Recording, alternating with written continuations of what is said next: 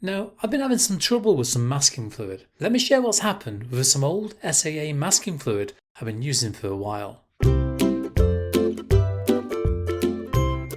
Okay, masking fluid. You ready? Now, something I need to tell you about with masking fluid is if you've got one that you've had for quite a long time, be a little bit wary of it first of all. What I mean by that, for example, this is one I've been using for probably a good couple of years, maybe 2-3 years. On and off, I don't use a great deal of masking fluid when I do use it, if you know what I mean. I use it for a lot of paintings, but I don't use a large quantity of it. And because I've used this for quite a while now, it's starting to smell a little bit off. And you know what I mean? When you take the lid off, you get that lovely kind of very strong, I don't know if it's lovely, very strong latexy smell, don't you? So for example, when you take the lid away, I can smell that now. Yeah, that's quite strong. It's not the same smell as it was before. It's definitely gone off. It's not the same kind of latexy smell. Also, you find as well, I've got a half a bottle left of that. I know. I hate wasting things, I really do.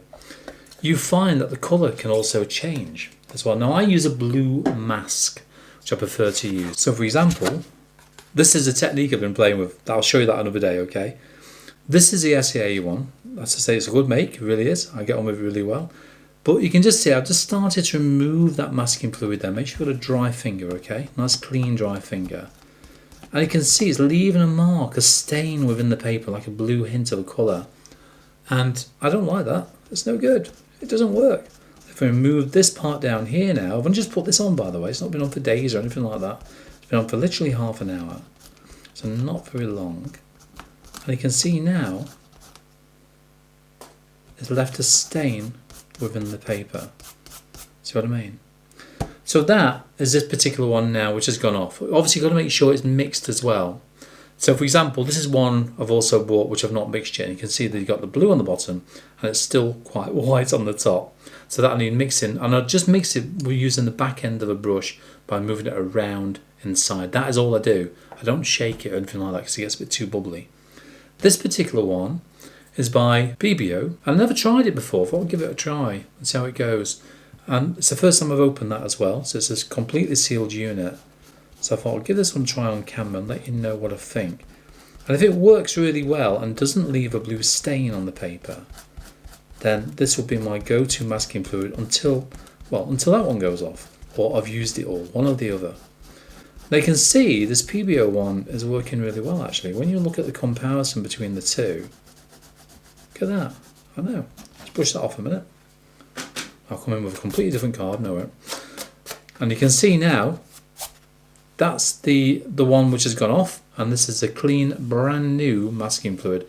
Yes, different makes, but with the SAA one, which I've used many times, I've never had that problem until it starts to go off. Okay, so just bear that in mind when you've got your masking fluid and you've had it for quite a while. Test it like I've done on some scrap watercolour paper first, before you go to your main project. Now I must admit that when I've washed this brush out before using the other masking fluid, I always took a little bit of washing out, it doesn't always come out anyway, hence the state of that now.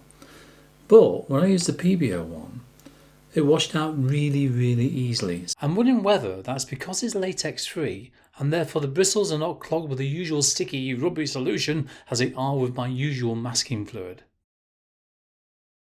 I'm really pleased with the ease that I can apply the fluid. It flows well using a brush and maintains wetness for long enough to allow me to move it around the paper if I need to.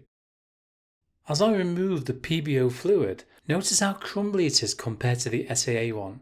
And that's because it's latex free. Some people are allergic to latex, and this brand is well worth noting and could well be the one to use to avoid any adverse skin reactions. I also like how easy it was to remove. Yes, it's a bit more crumbly than the usual fluid I use, but that's fine. So just bear that in mind as well, that different masking fluids, no matter what the colour or the make, do work differently. Okay, so just bear that in mind when you're working on them.